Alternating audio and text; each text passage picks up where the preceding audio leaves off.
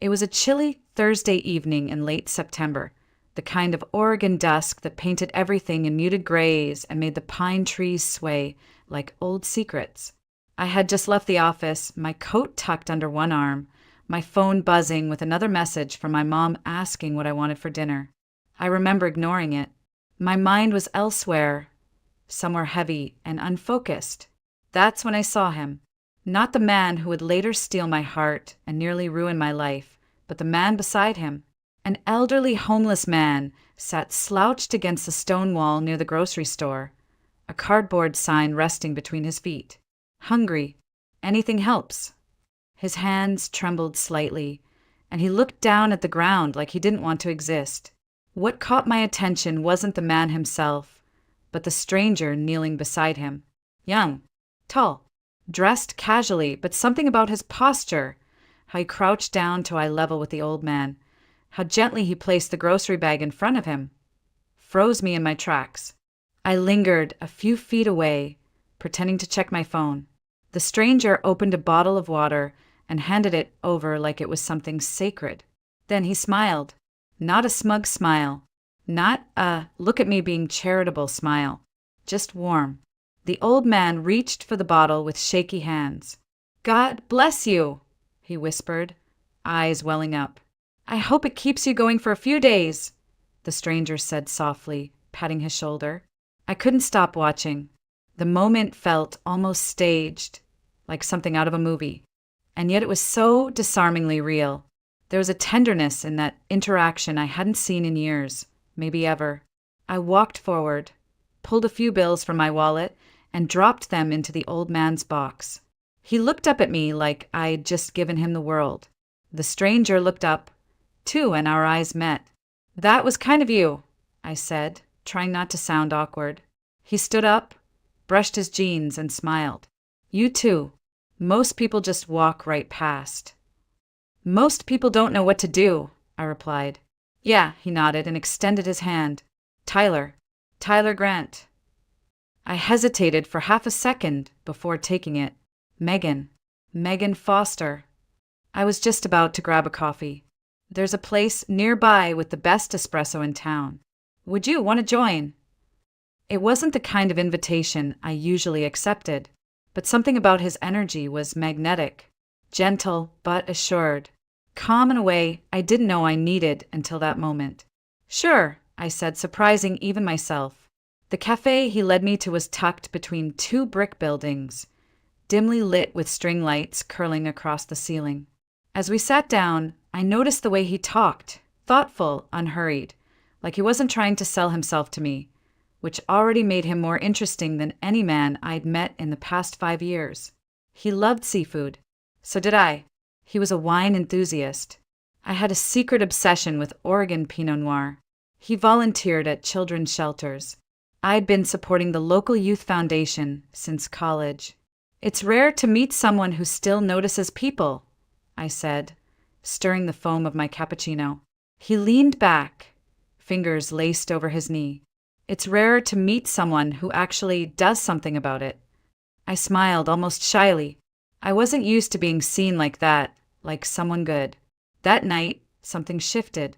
I walked out of that cafe with the kind of lightness I hadn't felt in years. There was a rhythm in my chest I couldn't explain. And as I watched Tyler disappear down the street after walking me to my car, I didn't know yet what was coming. But I remember thinking, maybe this time love will be different. Maybe this time I won't be the one getting hurt. You might think that growing up in a wealthy family meant I had it easy. And in many ways I did. I never worried about bills or groceries. I never questioned whether I'd go to college or whether there would be a future waiting for me when I got out.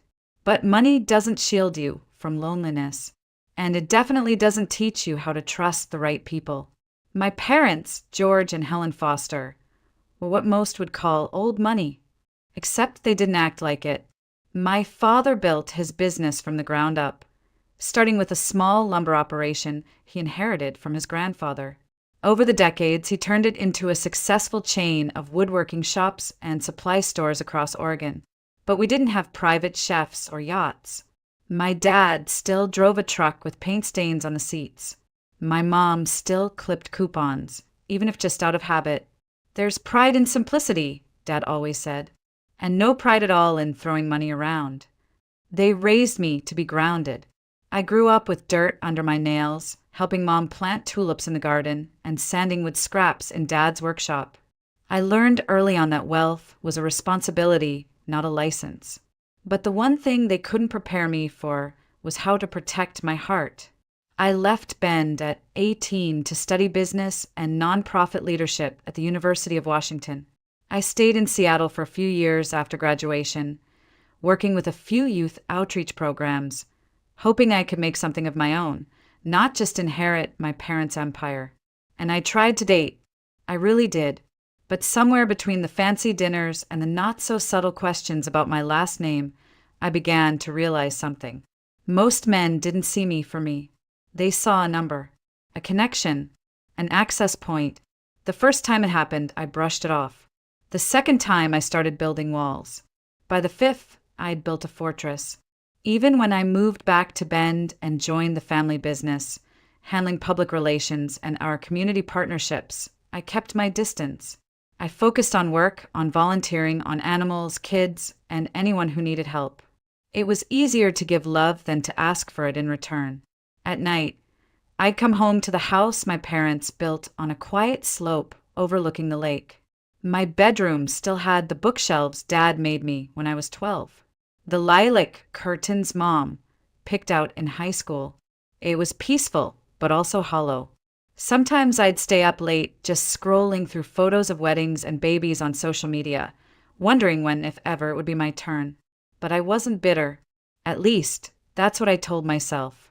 I'd convinced myself that I was just selective, cautious, waiting for someone who truly saw me.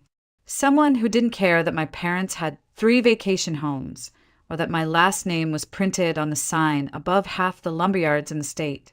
Someone who would love me if I had nothing at all. I dreamed of that man since I was 16.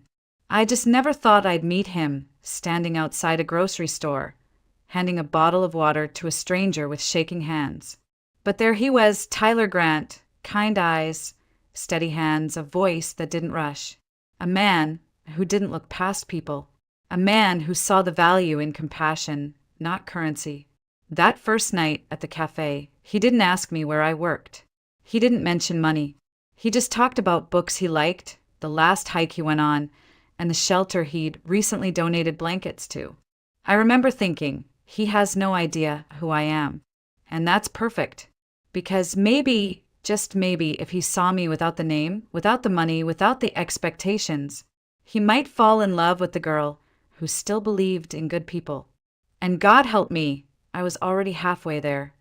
Our second date felt like something out of a dream. Tyler texted me that morning with a simple message. Don't ask any questions. Just give me a few hours.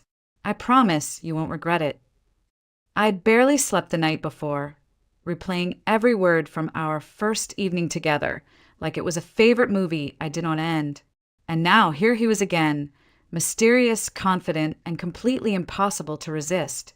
When he pulled up in front of my parents' house that afternoon, he stepped out of the car holding a bouquet of wildflowers, not roses. Too cliché, he said with a grin, as if he already knew me well enough to skip the performative gestures. The drive took us away from downtown Bend, winding along the edges of the Deschutes River until we reached a place I'd never seen before, a hidden trail that led to a quiet, crystal blue lake nestled between pine-covered hills. I come here when I need to think, he said, taking my hand as we walked toward the water. This place reminds me of what real love should feel like. Still, safe, unshakable. At the shoreline, 2 swans drifted across the lake, one white, one a soft gray. Look at them, he whispered. He follows her everywhere, like he was born to protect her. I watched as the gray swan moved in tandem with the white, their feathers brushing gently. It was almost too poetic to believe, and yet completely real in that moment. Tyler turned to me. His gaze wasn't intense, it was calm, reverent. Like he wasn't just seeing me, he was choosing me. And then, just like that, he kissed me. It wasn't rushed or demanding. It was quiet, certain, the kind of kiss that didn't ask for anything but promised everything. I didn't want to leave. When he offered to take me to a nearby cabin cafe for dinner, I almost said no, not because I didn't want to, but because I didn't want to break the spell. Just a little longer, I whispered, clutching his coat around my shoulders. Let's stay right here. We sat on an old bench overlooking the water, talking about nothing and everything. Childhood memories, books we both loved, the stray dogs he used to sneak into his garage when he was a kid. I told him about the injured bird I once nursed back to health when I was 10. He laughed. You've always had a thing for lost souls, haven't you? Maybe I had. Maybe that's why I didn't see it coming. At the end of the night, he kissed my hand and said, Megan, I don't want to rush anything, but I haven't stopped thinking about you since the moment we met. And neither had I. The next morning, I woke up smiling. I don't remember the last time I did that. I practically floated through the day, humming while I answered emails, grinning while I stocked new inventory at the main lumber showroom. A week later, Tyler told me more about his volunteer work with shelters and orphanages. I try to visit the kids once a week, he said. Toys, clothes, anything they need. I didn't hesitate. Can I help? He paused. Sure, though honestly what they need most is funding. People donate goods all the time, but the directors never have enough for utilities, repairs, medical needs. If you want to help, I can show you where to send money. I just send it straight to their director. That way it doesn't get lost in overhead. He made it sound so reasonable, so selfless. The next morning, I wired over the first transfer, then another, then another. Every time he said he was visiting the kids, I'd send more. For the new beds, for the gym repairs, for the winter coats. He never asked for a dime. That's what made me trust him more. And then came the dinner with my parents. Tyler showed up in a tailored navy suit, not flashy, just dignified. He brought my mother a bouquet of gardenias and a rare bottle of bourbon for my dad. He even complimented the painting in the hallway that no one had ever noticed before. He listened when my dad told his usual stories. He asked about my mom's roses. He laughed at the right moments. He fit in too easily, and I was too happy to question it. At the end of dinner, he took my hand and said, George, Helen, I know it's early, but I can't imagine another day without Megan. I'd like your blessing to ask for her hand in marriage. I froze. My mom gasped. And my dad, my stubborn, cautious, overprotective dad, smiled. If she says yes, he said, then you already have ours. And I did say yes. Of course I did. Because in that moment, I believed I had finally found the man who wouldn't use me. The one who saw me, not my family's name or their bank account. I thought I found my person. It was a Saturday afternoon, one of those rare, perfect days in Bend. Crisp, sunny, not a cloud in sight. I had just finished helping my mom trim the gardenias by the back porch when I realized I was out of almond milk. A trivial thing, really, but I remember it vividly because that trip to the grocery store changed everything. I didn't even plan to go to that store. It was one of the smaller markets, tucked on the edge of town, near the industrial district. I hardly ever went there, but it was on the way back from the nursery, and I figured, why not? I parked, walked toward the entrance, and then stopped cold. Across the street, just outside the liquor store, stood Tyler. My Tyler, except he wasn't alone. He wasn't smiling. He wasn't helping. He was yelling. At first, I couldn't hear what he was saying. His back was to me, shoulders tense, one hand clenched around the leather folder he always carried. Standing a few feet away was an older, homeless man, maybe the same man we'd seen that very first day. And Tyler was screaming at him, not just frustrated, furious, red-faced, unhinged. He shoved the man hard. The old man stumbled backward, landing on the curb with a thud. His belongings, a torn backpack, a plastic bag of clothes, spilled into the street. Tyler didn't stop. He took that leather folder and struck the man. Once, twice, and then As if that wasn't enough, he kicked the old man's duffel toward the oncoming traffic, its contents scattering beneath the wheels of a passing delivery van. I couldn't move. I couldn't breathe. I stood frozen near the entrance of the store, one hand still gripping the handle of my purse, the other clutching the edge of the shopping cart like it was the only thing keeping me upright. That wasn't the man I knew. That wasn't the man who kissed my forehead and talked about children's shelters and swan love stories. That was someone else. Or maybe that was who he'd been all along. He stormed off without another word, disappearing into his car. The old man sat slumped on the pavement, too stunned to react. A clerk came running out, phone in hand, and I watched the scene fade behind the closing glass doors as if it were happening to someone else. I didn't shop that day. I went home in silence. My mom was making soup in the kitchen, humming to herself. I told her I had a headache and went straight to my room. I didn't cry. Not yet. I was too numb for that. Instead, I lay in bed staring at the ceiling, trying to make sense of it. Maybe it was a misunderstanding. Maybe the old man had attacked him first. Maybe there was some explanation. But no version of Tyler Grant that I knew would raise his hand to a defenseless man, especially not after everything he'd told me. Everything he'd made me believe. I didn't sleep that night. By morning, I had made up my mind. I remembered something he'd said, offhandedly like it was no big deal, about the children's shelter, the address, the one he supposedly visited every Wednesday. I would go there myself, not to accuse, not to confront, just to know the truth. Because if I was wrong about that, if I was wrong about him, then I needed to know now before the wedding, before I handed him any more pieces of myself. I told my parents I had errands in the next town over. My dad offered to send one of the drivers, but I insisted on going alone. I needed space. They didn't question it. The shelter was smaller than I expected. A pale blue building with chipped paint and a sagging fence. But it had a warmth to it. Children's drawings taped to the windows, flower pots lining the steps. The woman at the front desk looked up when I walked in. "Hi," I said, trying to keep my voice light. "I'm helping someone who said he works with your shelter. Tyler Grant.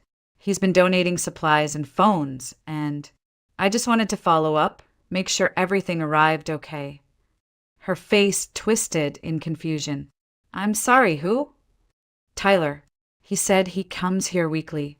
Tall, dark hair, usually brings gifts for the kids, phones, coats, sports equipment." She shook her head slowly.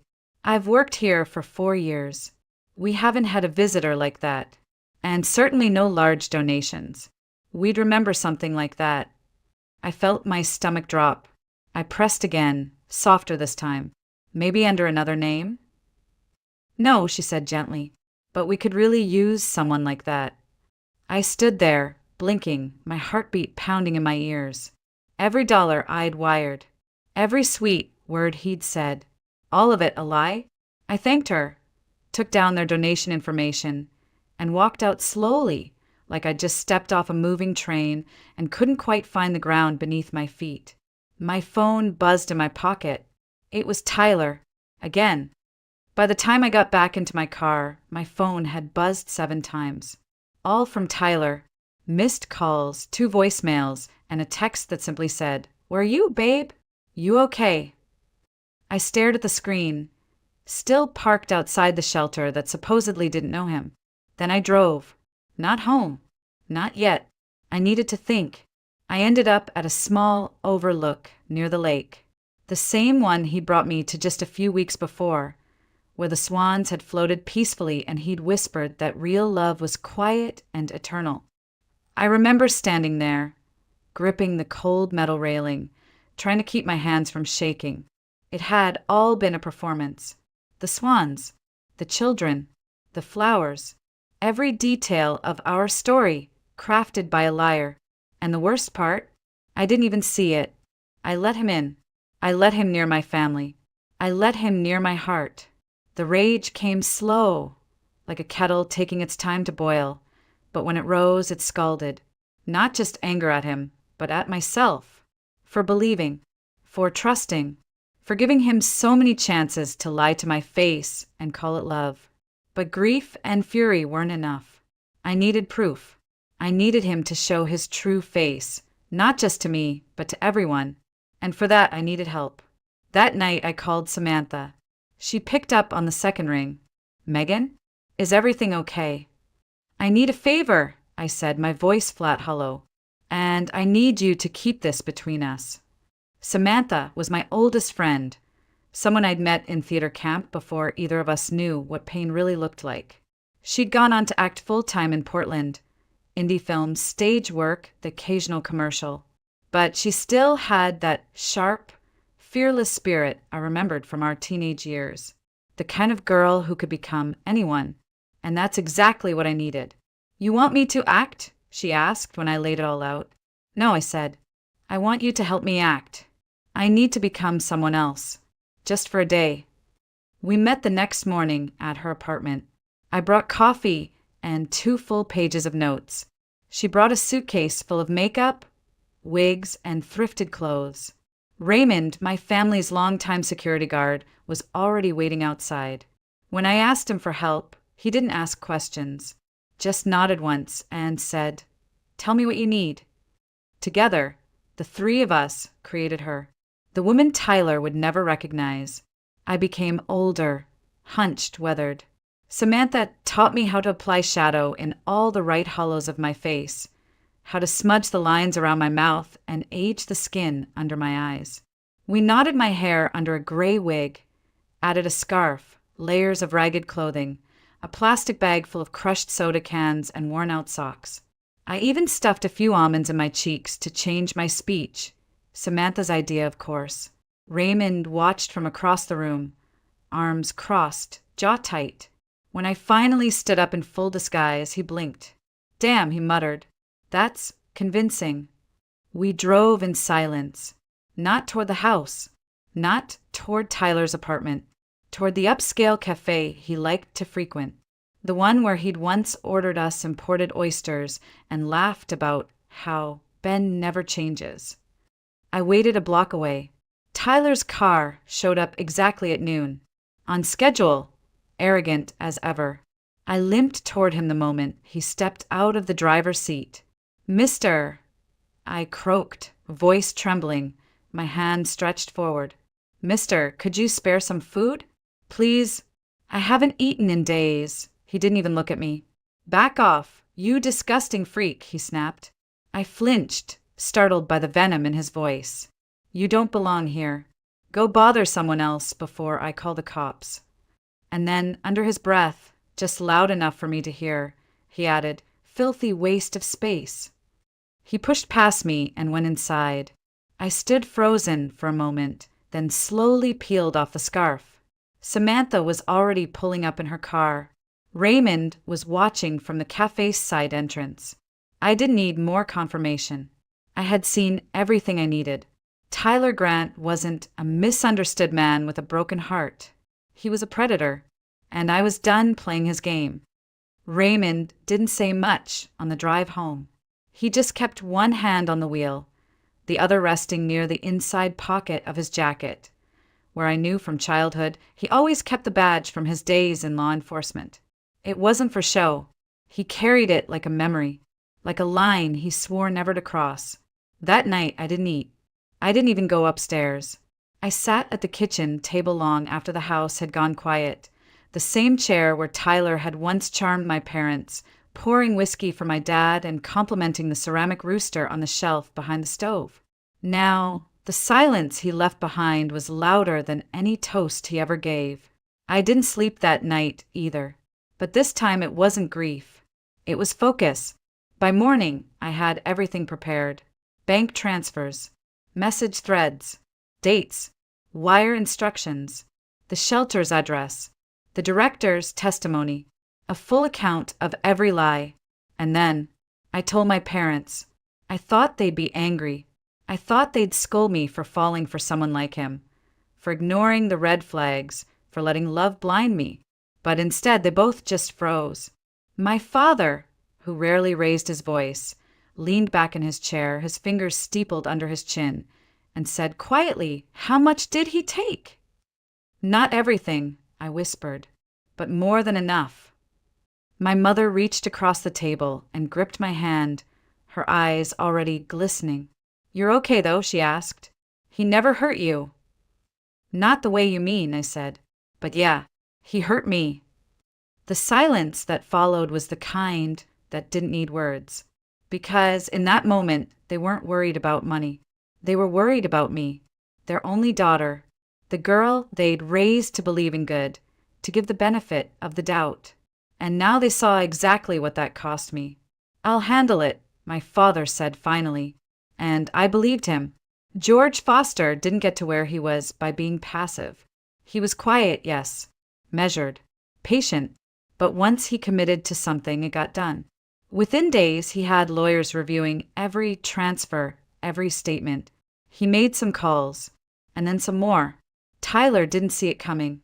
He probably thought I'd disappear, that I'd slink away in shame and let it all go, maybe blame myself for being gullible, that I'd pretend it never happened. He had no idea who I really was. By the time the authorities found him, he was already trying to move. His apartment half-packed, his accounts suspiciously low on funds. It turned out I wasn't the first woman he'd targeted. He had a pattern: short engagements, romantic backstories, vague connections to nonprofits. Just enough charm to pass through dinner with a rich family without raising suspicion. But he'd never aimed this high before. He didn't know that this time, the girl he played had an entire legal team behind her. A father with political connections. A mother who tracked every cent of the household budget since 1986. And a security guard who had seen enough in his lifetime to know when a man's eyes told one story while his hands told another. The trial came quickly. Fraud, identity deception, grand theft, attempted wire fraud. His record sealed the rest. Some of the money was returned, most of it, thankfully. But that wasn't the part that mattered. What mattered was that he was exposed, that he wouldn't be able to charm his way into another family's home, another girl's trust, another mother's blessing. When the sentence was read, I didn't cry. I didn't flinch. I just sat there steady, not victorious, not vindictive, just free. But freedom is a strange thing after betrayal. It doesn't feel like fireworks. It feels like silence, like the absence of waiting, of hoping, of pretending, the kind of quiet that makes you face yourself again. And I did, slowly, one morning at a time. It took me a few weeks to feel human again. I stayed busy, volunteering more, reading more, organizing storage closets that didn't need organizing. Anything to keep from thinking too much, from remembering how fast things had unraveled. But there was one thing I couldn't stop thinking about. The shelter, the real one, the one Tyler had never stepped foot in.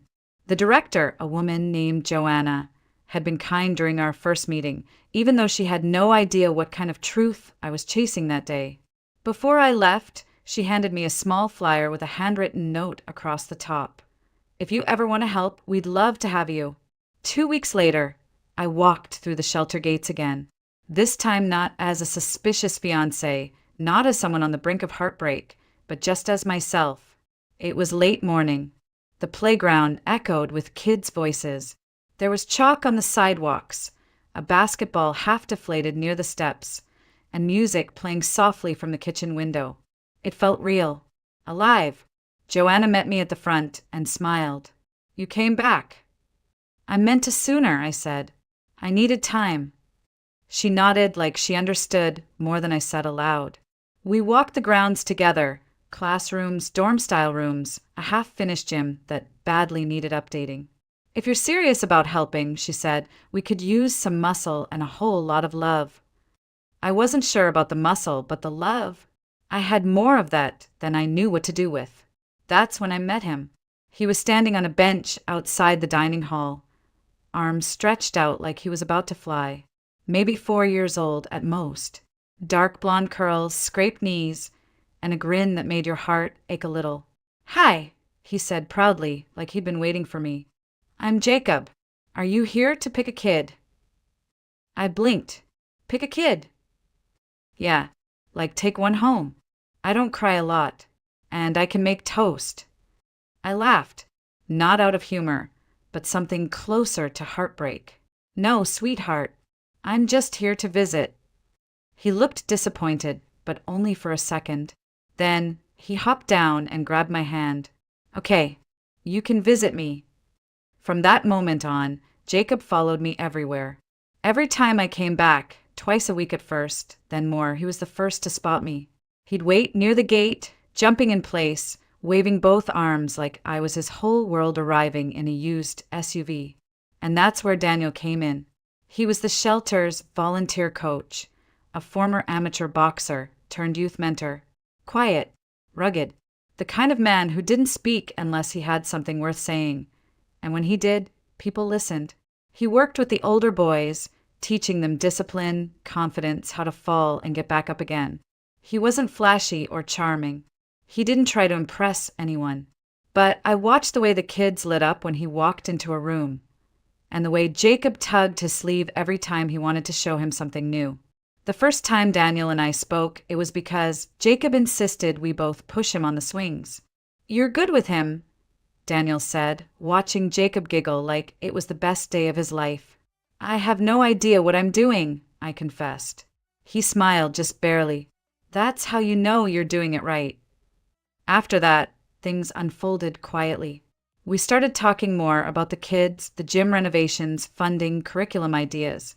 Then we talked about books, movies, morning routines, fears. He never asked where I lived or what I did, or how I could afford to keep showing up with new supplies and snacks. He didn't seem to care. Or maybe he did, but he chose to respect my silence. And I didn't want to ruin it by telling him who I really was. Not yet. I told Joanna about it one afternoon, as we were stacking mats in the corner of the gym. "I know it's silly," I said, "but I just want him to like me, not the money, not the name." She looked at me gently. "Then let him see you first, and let the rest come later." So I did. I came in jeans and hoodies, tied my hair back, left my family name at the door, and just showed up, again and again. And every time Daniel was there, with his steady eyes, rough hands, and quiet understanding.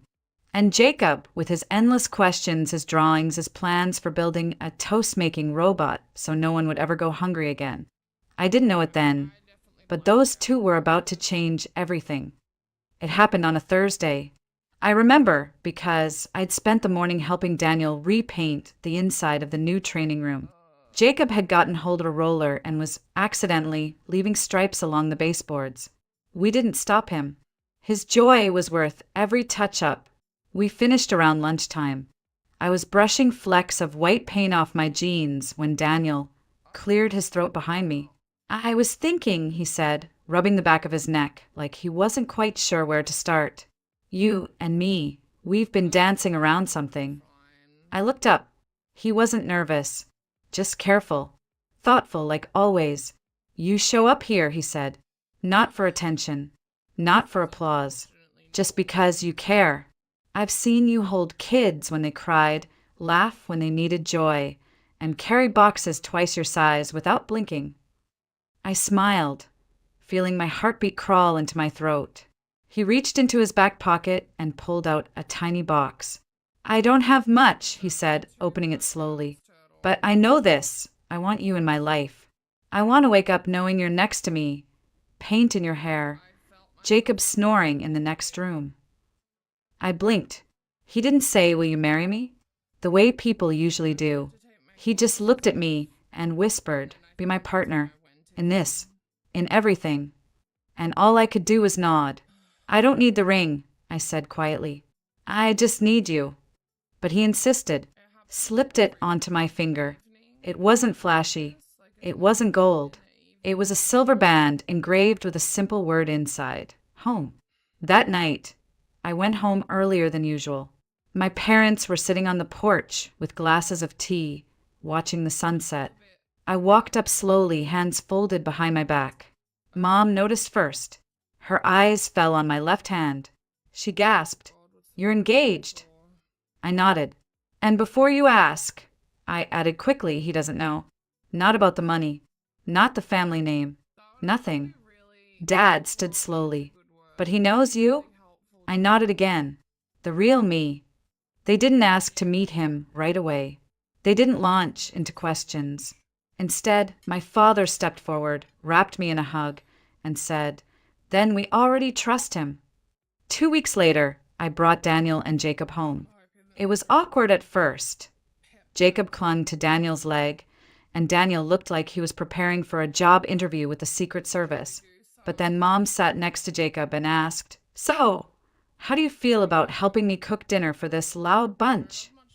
He lit up like a lantern. "I make the best toast." Dad laughed, clapped Daniel on the shoulder, and said, "Son, if you're willing to love my daughter without needing a resume, then you're already family." We didn't plan a big wedding. Daniel didn't want that. And truthfully, neither did I. We signed papers quietly. No flowers, no stage, no curated guest lists.